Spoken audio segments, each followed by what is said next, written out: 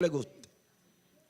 El escudriñar es un paso más allá de lo que es leer. Cuando escudriñamos las escrituras es cuando vamos a ella y en ella y a través de ella encontramos lo que Dios quiere revelarnos a través de su palabra. ¿Cuánto le gusta ser formado, modelado a través de la palabra del Señor? Amén. Pues vamos a abrir nuestra Biblia en el libro de Filipenses, en el capítulo 2.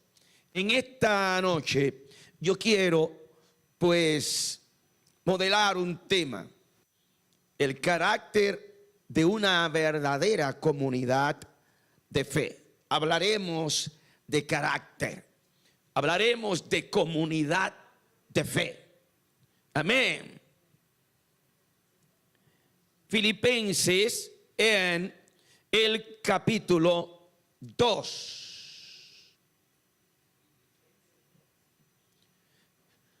Y vamos a leer en primera etapa los primeros 5 versículos.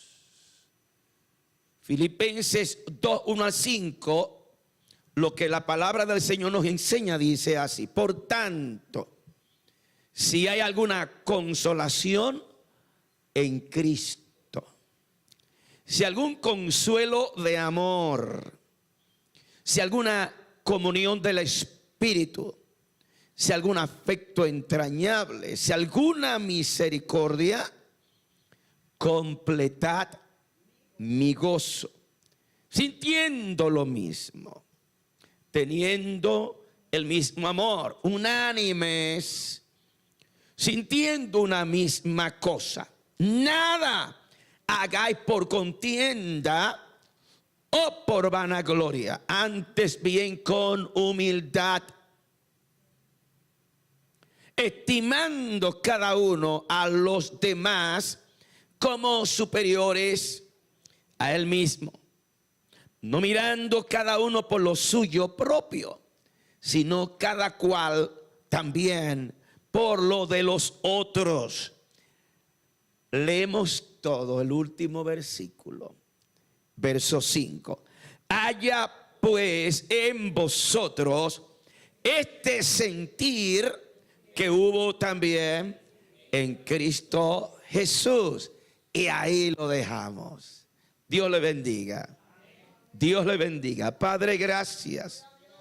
Enséñanos lo que el Espíritu Santo quiere traer a nuestro espíritu a través de la palabra, y moldéanos en el nombre de Jesús. Amén. Dios le bendiga, mis amados hermanos. Qué bueno que podemos verle a cada uno de ustedes. Quizás hay alguno que otro hermano que aún haya quedado de venir, que viene de camino. Le daremos la bienvenida también como a cada uno de ustedes. La escritura que queremos compartir en esta noche nos trae un tema. Es el carácter de una verdadera comunidad de fe. Y estos versículos que hemos leído lo escribió el apóstol Pablo. Y se lo escribió a una iglesia. Estas no son palabras dadas para un individuo. Son palabras dadas para una iglesia. La iglesia que él fundó en Filipo. Una iglesia que su fundación dejó a Pablo marcado por todas partes. Una tremenda experiencia tuvo el apóstol Pablo para abrir esta iglesia, ya que fue el resultado de un azote de 39 chuchazos, una cárcel en el cepo y un milagro inolvidable. ¿Cuántos recuerdan esa historia? Eso está en Hechos capítulo 16. Le aconteció a Pablo que por hacer un milagro, oiga, ¿por qué?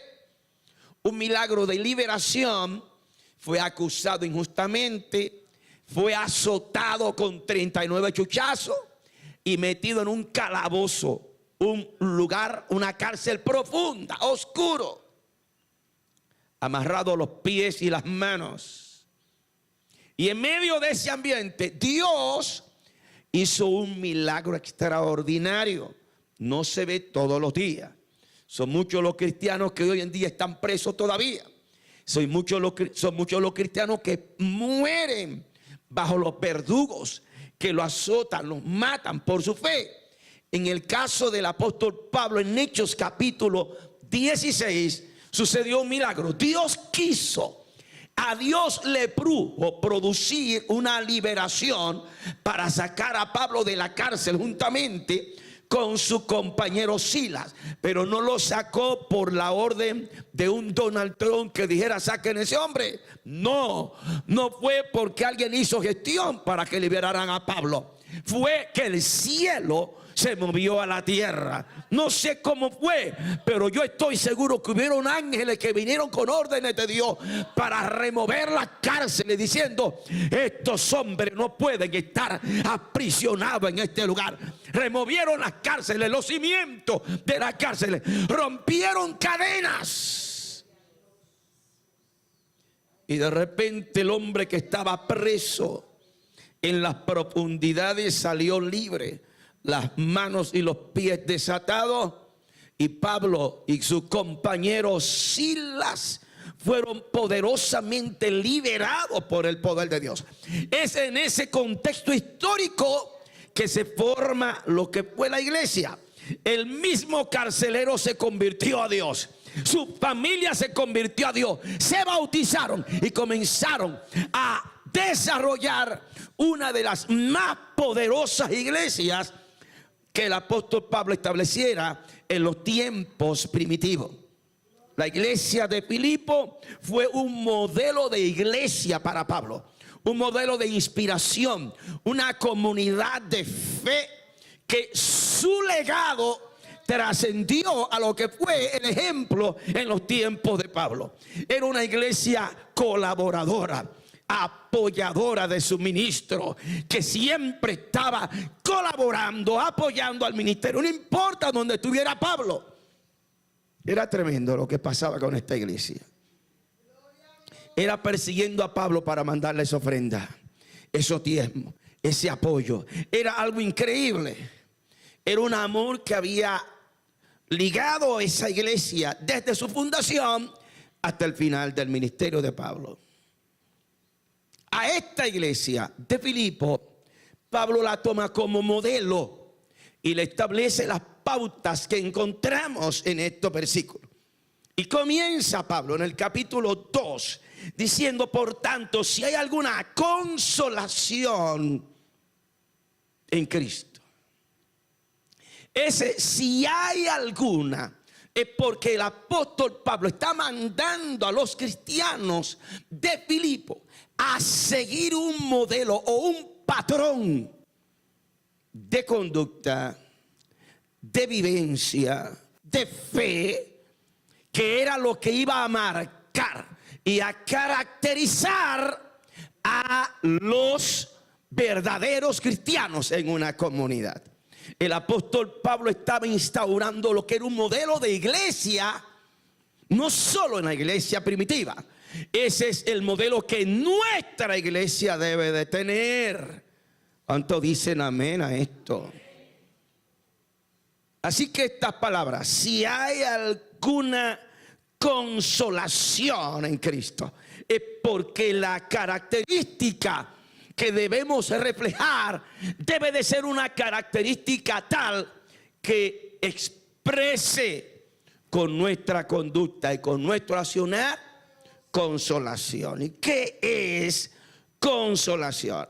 Es necesario que una iglesia refleje esto, porque en una comunidad cualquiera que sea, en cualquier lugar, siempre hay gente que necesitan consolación en Cristo. ¿Quién necesitaría consolación en una comunidad, en una familia, en un pueblo? ¿Quién? Por ejemplo, alguien que me diga, ¿quién necesitaría consolación? Hermana Raquel, ¿quién? Por ejemplo, una persona que pierde un ser querido. Cada vez que alguien sufre un proceso de pérdida, hay un abatimiento en el corazón. La función de la iglesia no es criticar al abatido, sino que consolarlo. Por eso el apóstol está apelando a este sentimiento y a esa actitud en Cristo. Una comunidad tiene que estar dispuesta a dar ¿qué? Consolación en Cristo. Pero más, si algún consuelo de amor. Hay consolación meramente y hay consuelo de amor. Esto significa que no solamente debemos consolar cuando perdemos a alguien o algo por el estilo. El consuelo de amor significa que tenemos que tener expresiones de amor, no solo por una pérdida, sino porque todos los que están en una comunidad de fe necesitan ser amados. Y el amor consuela. Hay tanta gente que lo que necesita es que alguien en el nombre de Jesús le dé un abrazo como expresión de amor de Dios. No tiene que haber perdido a alguien que se le murió. Usted no tiene que esperar que se le muera a alguien para necesitar un fuerte abrazo de alguien que muestre amor de Dios por usted. Usted no tiene que esperar que a la hermana o al hermano se le muera a alguien para mostrar esa consolación de amor. Hay tanta gente y a veces solamente usted mirándolo ve, fulano necesita una muestra del amor de Dios y eso trae consolación. ¿Alguien me está entendiendo en esta noche? Por tanto, si hay consuelo o consuelo de amor, la comunidad cristiana tiene que actuar. No esperemos el último minuto que la gente, el barco se le esté hundiendo. Necesitamos mostrar consuelo de amor. ¿Alguien dice amén a esto? Si hay alguna comunión del Espíritu. ¿Qué es la comunión? Es común unión. Cuando la Biblia habla de comunión, es ese lazo de unión de los corazones. La comunión es la relación íntima o común unión. Esta común unión debemos de tener cuidado de no hacerla en cualquier contexto ni con cualquier persona. Es comunión en el Espíritu. Por eso dice comunión del Espíritu. ¿Cuál es el problema cuando nosotros tenemos comunión, pero comunión que no debe de tener o existir con nosotros? Comunión con el impío, comunión con el malo, comunión con las tinieblas. ¿Qué comunión tiene la luz con la tiniebla? Pregunta el apóstol Pablo en otra carta. No hay ninguna. ¿Qué comunión existe entre Dios y los ídolos? Cuando usted ve que hay un ambiente de idolatría, no puede haber comunión. Puede tener una familia que usted ame como familia, pero cuidado. Si está en idolatría, a esa familia ámela, pero no puede existir comunión entre usted y esa persona. ¿Alguien me está entendiendo aquí en esta noche? Fallamos cuando a nombre del amor sostenemos comunión con quien no debemos. Con el impío puede haber una relación laboral. Usted puede amarlo desde un punto de vista cristiano porque ama a tu prójimo como a ti mismo, dice la Biblia. Pero, diga conmigo, pero sin comunión. ¿Y cómo se puede amar a alguien sin comunión? Claro que sí. Usted le sirve lo que necesite, que pueda servirle. Pero la comunión implica unión de espíritu. Y con todo el mundo no se puede tener unión de espíritu. El impío y el que te saca del propósito de Dios, usted no puede tener comunión. ¿Alguien está conmigo en esto? La comunión, por tanto, debe de ser del espíritu. Si algún afecto entrañable,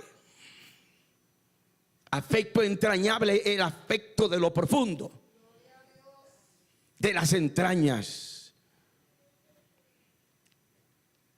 Usted está entendiendo cómo es que la palabra del Señor establece que la comunidad de fe debe de ser, si alguna misericordia,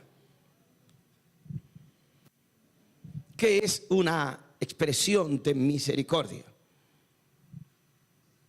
Recuerden que la misericordia triunfa sobre el juicio y la misericordia trasciende a lo que la persona se haya ganado o haya alguna vez merecido.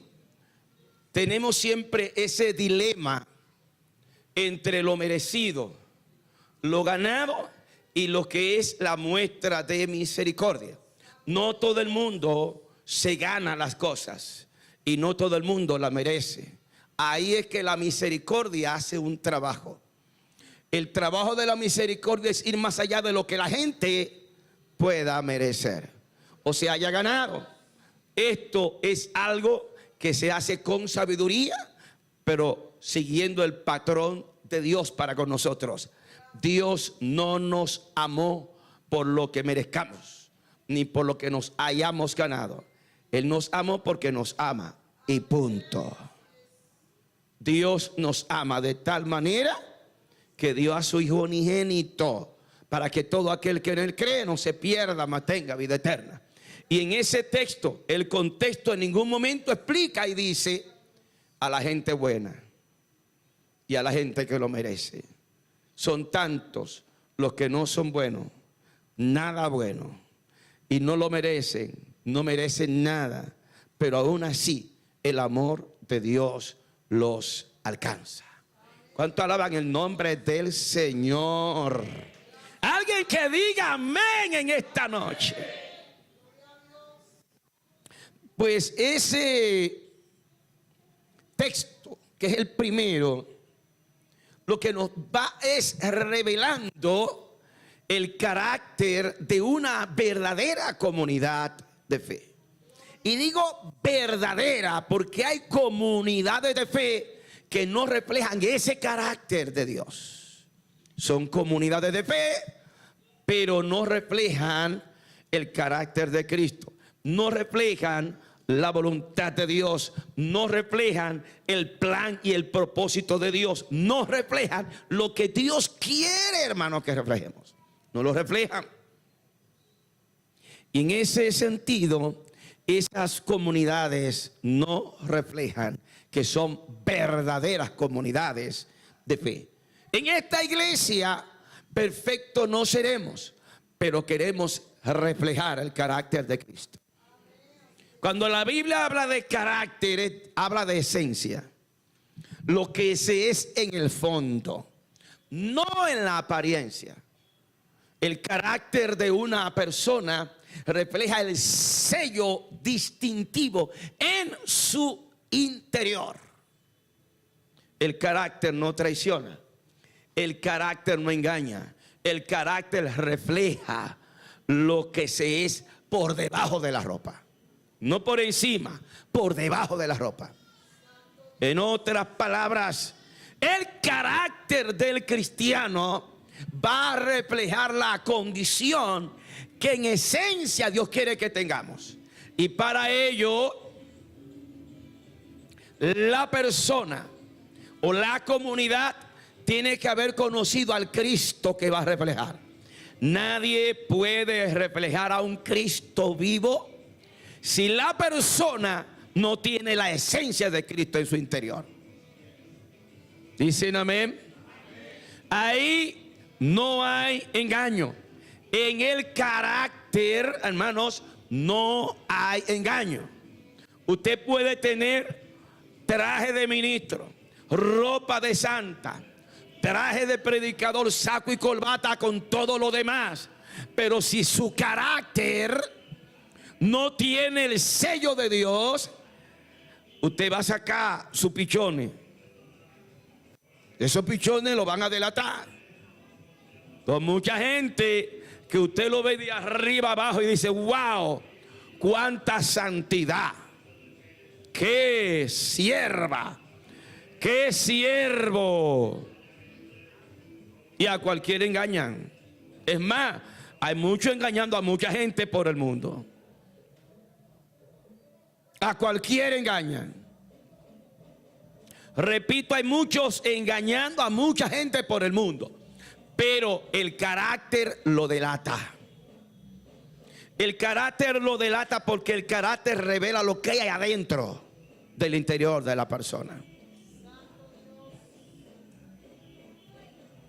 Es por ello que nosotros, los cristianos, tenemos que ser marcados en nuestro carácter por Cristo. El carácter de Cristo tiene que reflejarse en la vida de cada cristiano. ¿Dicen amén?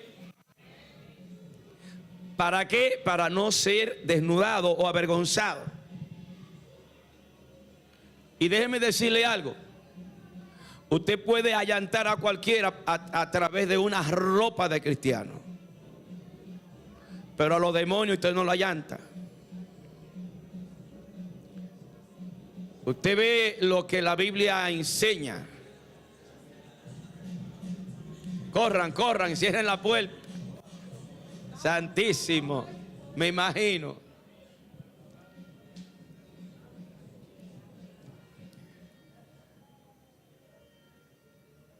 La Biblia habla de la historia de los hijos de Seba. En Hechos. ¿En qué capítulo de Hechos encontramos esa historia? Creo que fue en el 21. Algo así. O el 19. Confirma, a ver. Los hijos de Seba. Aquellos muchachos que se vistieron de cristianos. Agarraron el nombre de Cristo y el nombre de Pablo. Y cuando encontraron a un endemoniado, eran 7. Eran 7.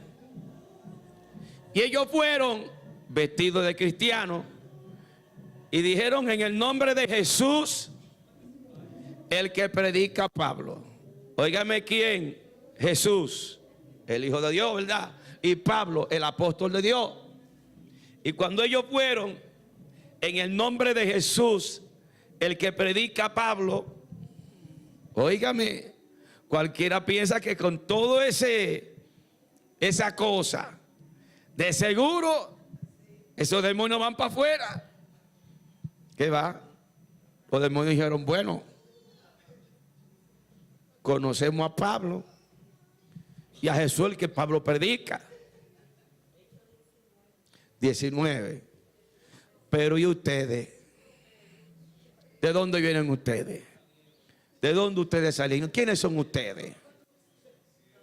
Por ropaje y por apariencia, a los demonios usted no lo vaya a añantar. La esencia suya en el mundo espiritual se conoce. Te lo voy a repetir. La esencia suya en el mundo espiritual se conoce. Porque en el mundo espiritual no se ve ropa, ni título, ni apariencia. Se ve el carácter. Se ve la esencia. Se ve el sello distintivo.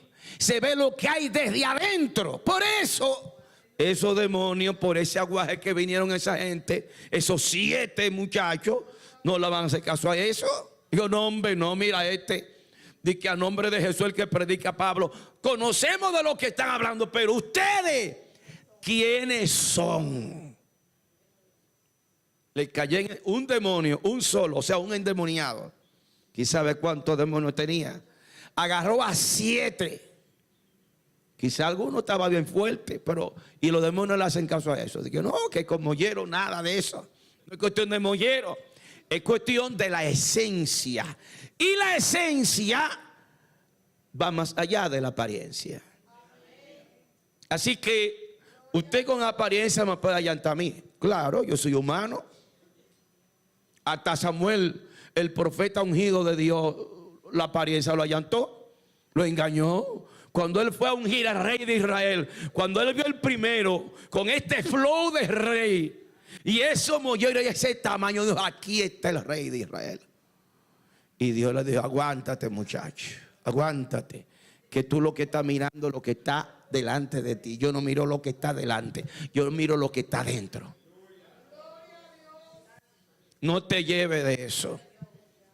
No te lleve de eso. Dígale al que está a su lado, no te lleve de apariencia.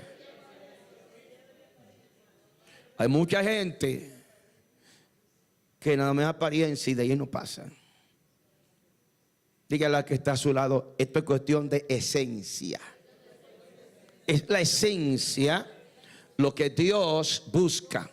Es la esencia lo que va a revelar tu carácter en el momento que viene el fuego. Porque el fuego viene. Viene el fuego. Y es en el fuego que se prueba si eso que parece de oro es oro o es gorfil. Si eso que parece dólar es dólar o es un papel falso. En el mundo espiritual la apariencia no hace nada. Es la esencia. Y la esencia es el carácter. Por eso la iglesia tiene que desarrollar el carácter, porque el carácter es la esencia que lo identifica ante el cielo. Alguien que diga amén a esto. Entonces, dice el apóstol, completen mi gozo, sintiendo lo mismo. Sentir lo mismo implica lo que sigue adelante, teniendo el mismo amor, unánimes, sintiendo una misma cosa. Diga conmigo, unidad. Una comunidad verdadera, de fe verdadera, tiene que avanzar hacia la unidad espiritual. Y la unidad espiritual no es solo que nos juntemos aquí. Es que, como dice aquí, sintiendo lo mismo. Es que sintamos lo mismo. Y cada uno de nosotros debe de esforzarse por llegar a un punto de unidad espiritual, a sentir lo mismo. Pero miren lo mismo que es lo mismo. Es el mismo amor. Aquí dice, sintiendo el mismo amor, teniendo el mismo amor, unánime, sintiendo una misma cosa. Esto es en el versículo 2. Y este versículo 2 es un punto esencial. Revela aspectos esenciales de la vida cristiana. La unidad, pero unidad en Dios.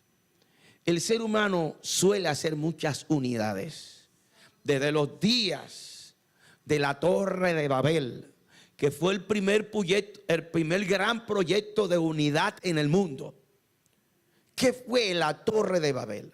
Fue la intención unánime del género humano de alcanzar un objetivo, pero sin Dios. Ojo con eso.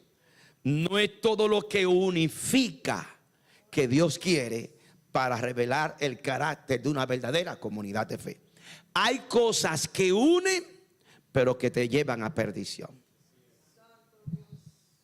Por eso, lo que tú ves que está uniendo a la gente, pero lo está apartando de Dios, ojo con esto, que cualquier cosa en este tiempo puede ser tu Torre de Babel. Una unidad, un propósito grande, pero alejándote de Dios. Ojo con eso, que si hay unidad y el propósito es grande, pero no te está llevando a Dios, sal corriendo. Que ahí no está Dios. Ahí no está Dios. Aquí habla de unánime en Dios, sintiendo una misma cosa en Dios, sintiendo el mismo amor en Dios, para lograr el objetivo de parte de Dios. Sigue diciendo el versículo 3, nada. Diga conmigo. Si tú ves que tú estás arrancando y lo que está provocando es chismoteo, contienda y conflicto, diga, espérate. No es así. Páralo. No esperes que Dios te lo pare o que el pastor te pare. Páralo tú. Si tú arrancaste y lo que está es desatando un polvorín de chisme y de pleito y de contienda, para eso. Que Dios no está ahí. Porque aquí dice literalmente, de manera radical, que es nada que provoque contienda ni vanagloria. Usted no debe de hacerlo. Nada. Si provocó contienda, si al hacerlo no fluye la gracia de Dios y el respaldo de Dios contigo, detente. Pero es bueno, detente. Que por bueno que parezca ser, si lo que está es provocando contienda o vanagloria, si todo lo que tú estás produciendo, lo que te está llenando de un airecito medio raro, y está cogiendo mucho aire y está mirando a los demás por encima del hombro, cuidado, páralo. Que la intención de Dios con nadie es llenarlo de orgullo. Absolutamente nadie. Lo que Dios hace es para dar gloria a Dios y producir en nosotros cada vez más humildad. ¿Y de qué manera Dios produce en el ser humano humildad con algo grande que él haga? ¿Cómo podría producirse eso aparentemente contradictorio? Porque lo normal en el humano es algo grande que yo hago, me da airecito de grandeza y jactancia. En Dios no. ¿Y usted sabe por qué? Yo le voy a revelar el secreto de por qué. Porque antes de Dios producir algo grande en ti, primero mata esa raíz. Él sabe que no puede hacer nada grande dejándote el cocote ese, el pechito paradito, porque él te va a echar a perder. Hombre en esta tierra, mujer en esta tierra, que produzca algo grandioso y maravilloso con el cocotecito ese parado y el pechito parado, es a perderse que va. Como Dios lo sabe, Dios dice, déjame, yo voy a hacer algo grande con fulano, pero déjame primero machacarlo bien, bajarle un poquito esos humos, ese pechito, quitarle ese pechito, ese cocotico parado, déjame doblárselo un poquito, déjame doblegarlo un poco primero, para que no se pierda. Ustedes ven cómo trabaja Dios. No es contigo, no es conmigo, es con todo el mundo. El que Dios no quiere que se pierda, es así que lo hace.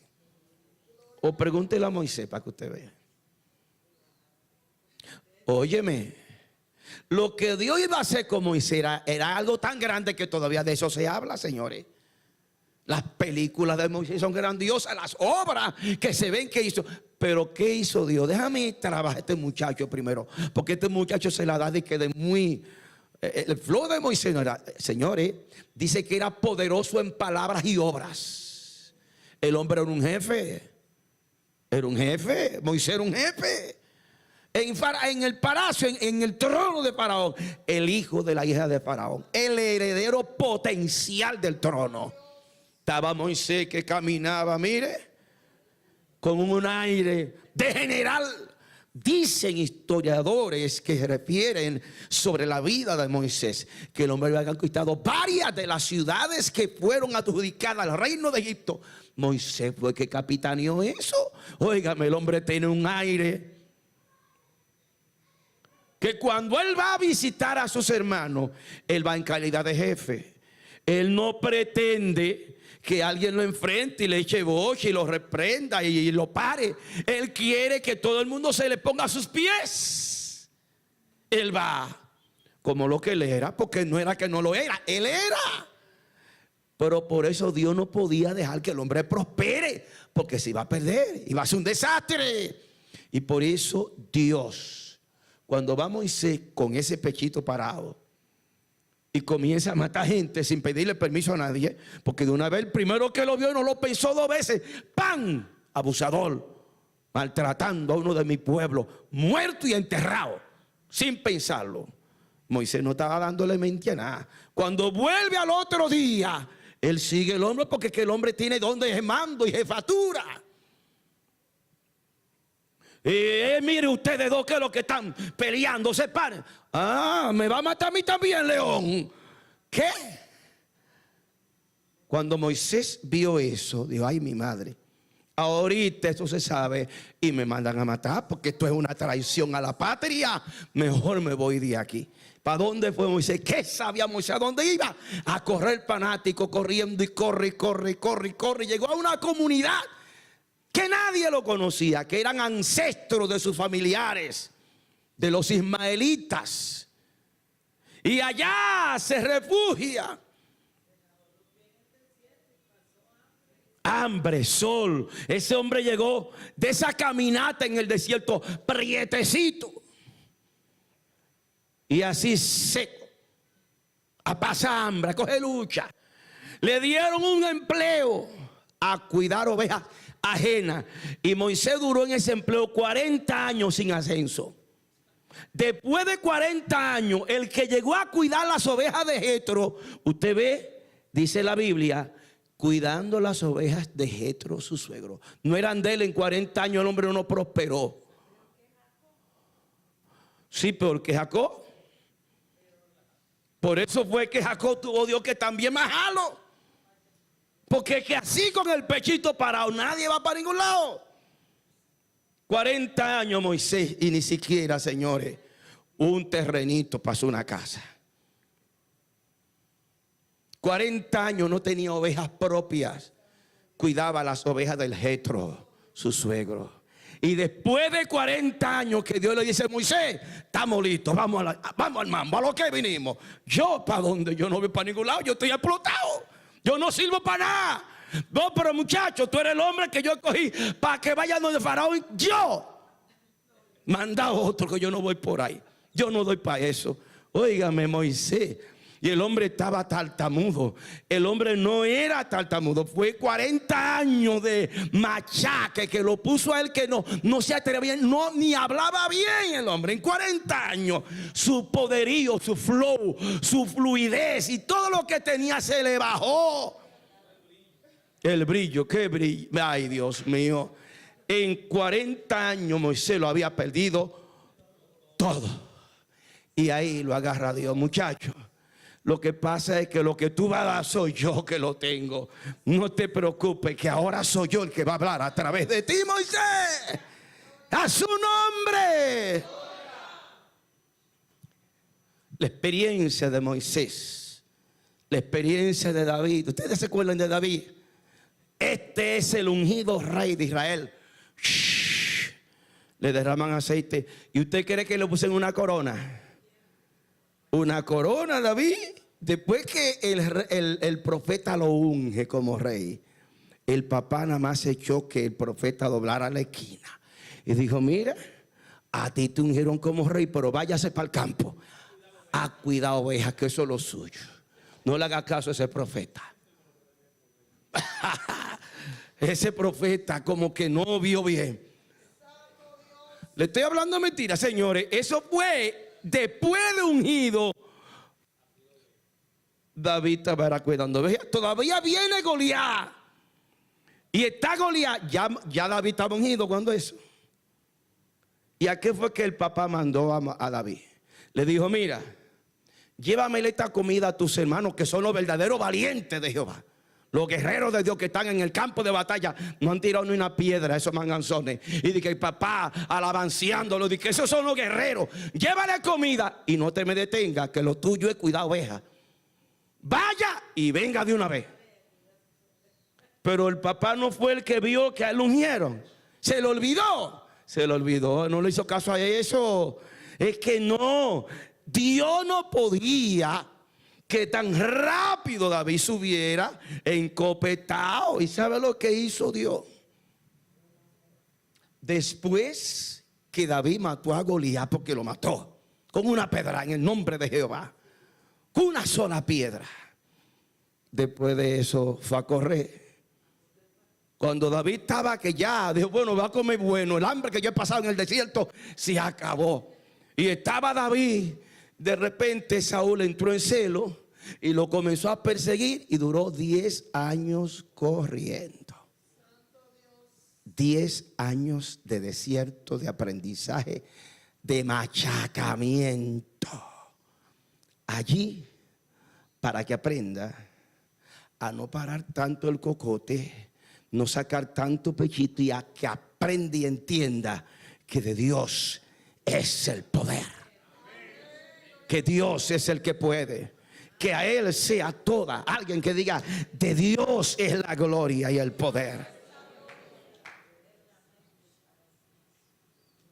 Todo esto, hermano, nos da a entender que Dios valora más la humildad que la destreza del hombre. Que para Dios tus habilidades no cuentan si no cuentas con el poder de Dios, por hábil que tú seas. De seguro que los hermanos de David tenían muchas habilidades en el arte de guerra. Habían pasado su vida adulta en eso. El más muchachito era David, que nunca había cogido una espada, pero confiaba en Dios. Y Dios le interesa más, no tanto que tú tengas la destreza de la espada, sino que dependas de Él. ¿Cuánto alaban el nombre del Señor? Esa transformación del carácter es lo que define lo que Dios quiere para su pueblo. Nada hagáis por contienda, por vanagloria, antes bien con humildad, estimando cada uno a los demás como superiores a usted mismo. Más grande que yo, sí. En el concepto divino de un siervo, el siervo debe de aprender a mirar a los demás como superior. ¿En qué sentido? Que destaque las cosas buenas que tiene el otro. Reprende ese espíritu que te hace nada más ver lo negativo de tu hermano. Repréndelo, repréndelo. Hay gente que tiene una persecución con eso. Que la gente puede tener las virtudes, el don, lo que sea, y nada más ven: oye, pero este hombre sí habla malo, le falta la S, o este hombre esto, o mira, no cuadra bien el mensaje, o qué sé yo, o sube mucho la voz, o casi no habla duro. ¿Qué es? Siempre un algo. Hay problema. El problema lo tienes tú, porque tú no estás mirando la parte buena del hermano, sino donde tú quieres criticar. Tú tienes problema.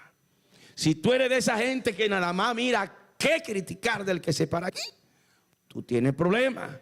Dile a Dios: Señor, ten misericordia de mí, sácame ese espíritu y ayúdame, Dios, a ver el valor y la gracia que tú has puesto en cada hermano. Porque en cualquiera que habla en el nombre del Señor hay una gracia. Quizás no sea en palabras bonitas, quizás no sea en qué sé yo, pero cada quien tiene esa gracia del cielo, y tú tienes que apreciar y valorar eso en el nombre del Señor, para la gloria de Dios, estimando cada uno a los demás como superiores. Mire que luchamos porque no queremos que nadie sea más grande que yo. La medida de mucha gente soy yo. De ahí para abajo nadie supera ese tamaño, y eso es un problema. Porque no es así que el Espíritu Santo de Dios nos enseña.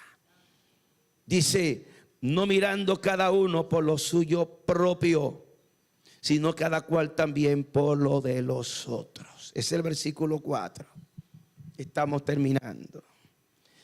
Una de las cosas que caracteriza el que tiene dones de Dios y que más debe de apreciar es esa capacidad de entregar lo que es, lo que tiene, el don, la gracia, la manifestación de Dios, el ministerio que Dios le ha puesto en su mano, a los demás.